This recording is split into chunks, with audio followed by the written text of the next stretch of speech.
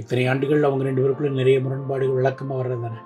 எல்லா பிரபலங்களுடைய பிள்ளைகள்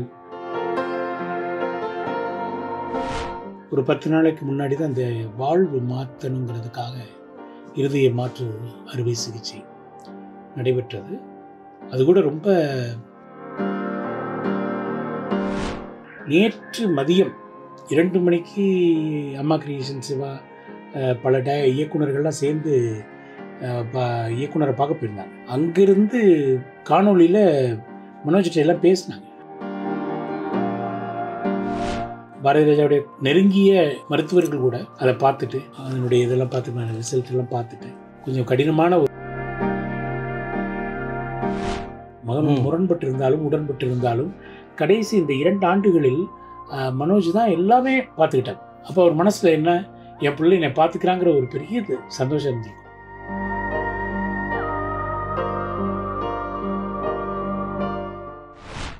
வணக்கம். இயக்குனர் இமயம் திரு பாரதி ராஜா அவர்களுடைய மகன் மனோஜ் அவர்கள் திடீரென்று மறைந்த செய்தி எல்லோருக்கும் நமக்கு அதிர்ச்சியை ஏற்படுத்தியிருக்கு. மனோஜ் அவர்களுடைய நெருக்கமாக பாரதி ராஜா மனோஜ் அவர்கள் குடும்பத்தோடு நெருக்கமாக இருக்கக்கூடிய எழுத்தாளர் கவிஞர் திரு ஜோ மல்லூரி அவர்களை சந்திக்க வந்திருக்கோம். அந்த அனுபவத்தை அவர்கிட்ட நமக்கு பேசலாம். வணக்கம் சார். வணக்கம். இந்த மனோஜ் அவருடைய மரணம் எல்லாரையும் பெரிய அதிர்ச்சிக்குள்ளே ஆகியிருக்கு. இது நீங்கள் அவங்களுடைய குடும்பத்துக்கு நெருக்கமாக இருந்திருக்கீங்க. அவங்களுடைய அவர் எப்படிப்பட்ட பழக தன்மையுடையவர், பாரதி ராஜா அவர்கள் மனோஜ் மீது எவ்வளவு பாசத்தை வைத்திருந்தார் கொஞ்சம் சொல்லுங்கள். அதாவது இழப்பு என்பது எல்லாருக்கும் வாழ்க்கையில் வர்றதுதான். அதுவும் பெற்ற பிள்ளையை இழப்பது என்பது பெற்றவர்களுக்கும் சரி. குறிப்பாக பாரதி ராஜா ஒரு தந்தையாக இன்றைக்கு அவர் நிலை குலைந்திருக்கிறார். நேற்று இரவு நான் ஹாரிங்டன் ரோட்டில் இருக்கிற வீட்டுக்கு போய் பார்க்க போயிருந்தேன். ஆறுதல் என்கிற ஒரு வார்த்தையை வைத்துக்கொண்டு, ஆறுதலுக்காகங்கிற வார்த்தையை வைத்துக்கொண்டு அவரை இப்போ பார்க்க முடியல. ஏன்னா அதை தாண்டி அவர் ஏற்கனவே அவர் முதுமையின் காரணம், அவர் உடல்நிலை காரணம், அவர் ஒரு எழுந்து நிற்கக்கூட முடியாது, அப்படி ஒரு சூழலில் இருக்கிறாரு. மனோஜினுடைய மரணம் என்பது அவருக்கு தெரிவிக்கப்பட்ட போது அவருக்கு ஒன்றும் புரியலை. அப்படியே உட்கார்ந்துட்டார். அவருக்கு மனோஜ் இறந்துட்டான்னு சொன்னப்போ அவருக்கு அதை ரிசீவ் பண்ணக்கூடிய அது கூட அவருக்கு மைண்டில் இல்லை. ஏன்னா ஒரு முற்று முழுக்கவே இந்த ஒரு 2-3 ஆண்டுகள் இந்த மாதிரி நெருக்கமாக இருக்கிறவங்களுக்கு தெரியும். 2-3 ஆண்டுகள் முழுக்க தன்னுடைய தந்தையை தன்னுடைய கண்காணிப்புக்குள் வச்சுக்கிட்டாங்க. அதான் மனோஜ். இத்தனை ஆண்டுகள் அவங்க 2 பேருக்குள்ள நிறைய முரண்பாடுகள் விளக்கமாக வர்றது தானே. எல்லா பிரபலங்களுடைய பிள்ளைகள் ஒவ்வொருத்தருக்கும் ஒரு சூழல் இருக்கும். மனோஜுக்கும் ஒரு சூழல் இருந்தது. அப்பா மீது பெரிய சில முரண்பாடுகள் இருந்திருக்கு, நிறைய கருத்து வேறுபாடு இருந்திருக்கு, மோதல்கள் இருந்திருக்கு.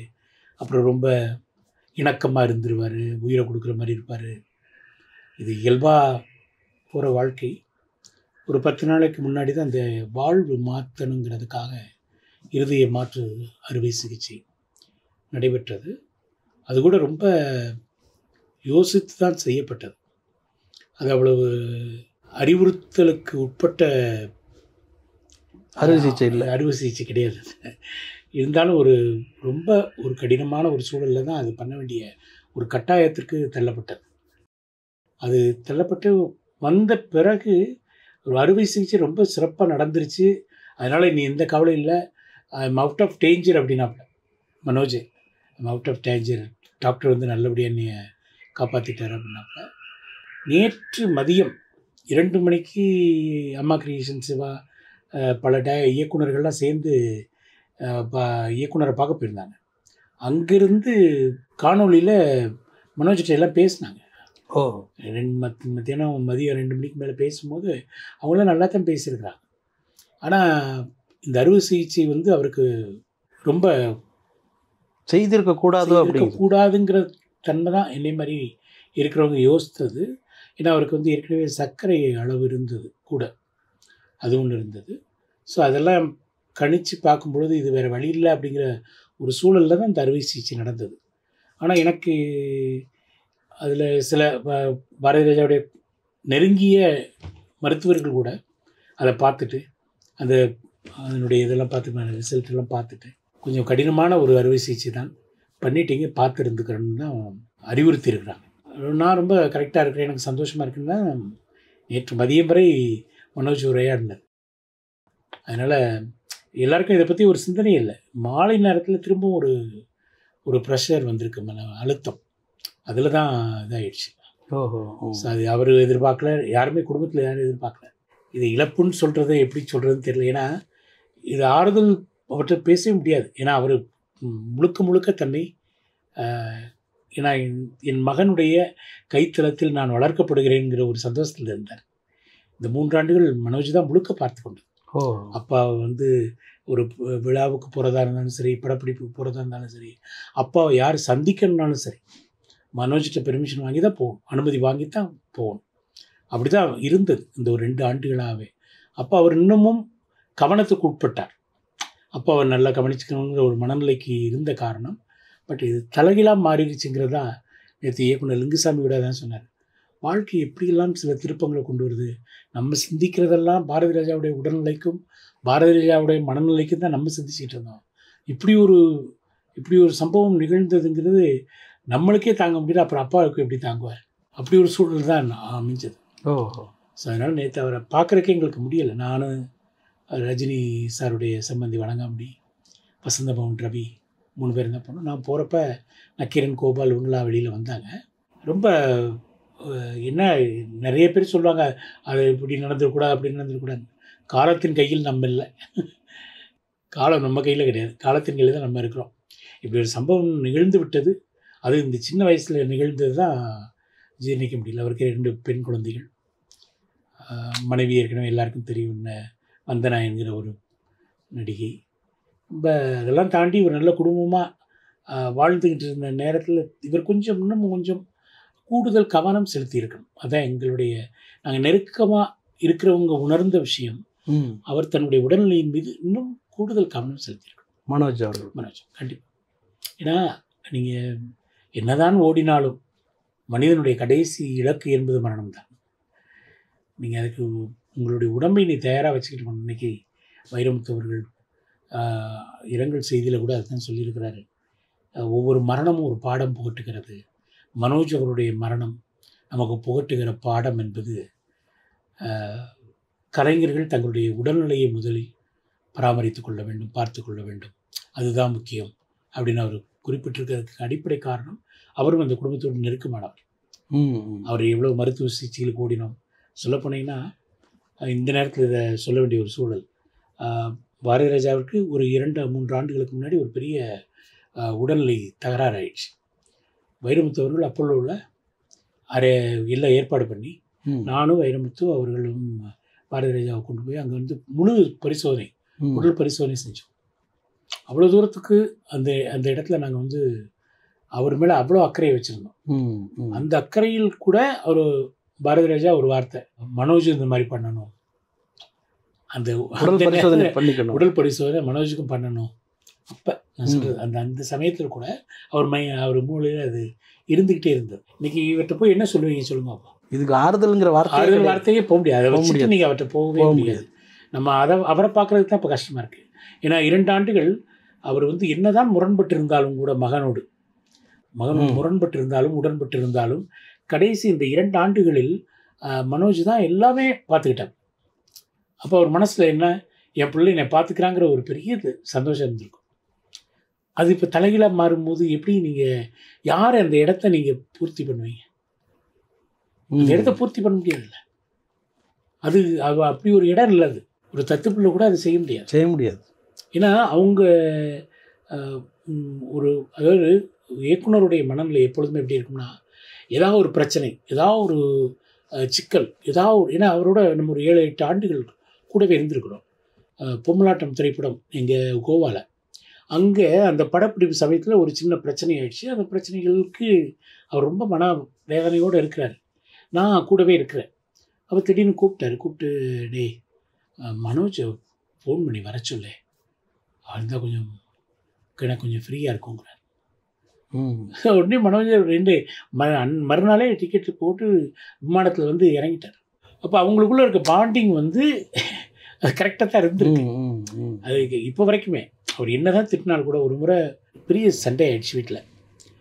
இவர் அடிச்சிட்டார் பாரதி ராஜா, அவ்வளோ எமோஷ்னலாக அடிச்சிட்டார். அடிச்சுட்டு அவனும் எதிர்க்கலை. அப்பா தானே அடிக்கிட்டுங்கிற மனநிலையும் அடி வாங்கிட்டார். இவர் அடிச்சுட்டு படுக்கை அறையில் வந்துட்டு அழுகிறார். சார், என் பிள்ளையை அடிச்சிட்டேன்ட்டு. அவர் சொல்லுவார், I am always emotional idiot அப்படின்பார். ஒரு பெர்ஃபெக்ஷனிஸ்டாக இருக்கணும்னு நினைப்பார், எமோஷனலாக இருக்கணும்னு நினைப்பார். அது பையன் மேலே அவர் வந்து ஒரு பெரிய வெளியில் ஒரு மாதிரி சொல்லுவாங்களே தவிர அவங்க 2 பேருக்கு ஒரு பாண்டிங் இருந்துக்கிட்டே இருந்தது.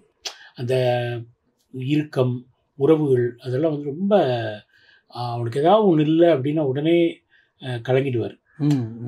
மனோஜுக்கு அதை செய்யலை, இது செய்யலை, மனோஜ் வந்து இது பண்ணிகிட்டு இருப்பான், அவனுக்கு ஒரு டைரக்டர் ஆக்கணும், அதாகணும். அவருக்கு ஒரு நிறைய அந்த ஊட்டச்சத்தாகவே இருந்தார். அது ஒரு கட்டத்திற்கு பிறகு இவர் டவுன் ஆன பிறகு இவர் வந்து உடல்நிலை முதுமையின் காரணமாக வரும்போது தன்னுடைய பையனே தன்னை வந்து இவ்வளோ தூரத்துக்கு வந்து யாருக்குமே அது ஒரு பெரிய சந்தோஷம் இல்லை. அதில் ரொம்ப இதாக இருந்தார். அவருக்கு இது பேரிழப்புன்னு சொல்ல முடியாது, இது ஈடுகட்ட முடியாத ஒரு தான் அவருக்கு.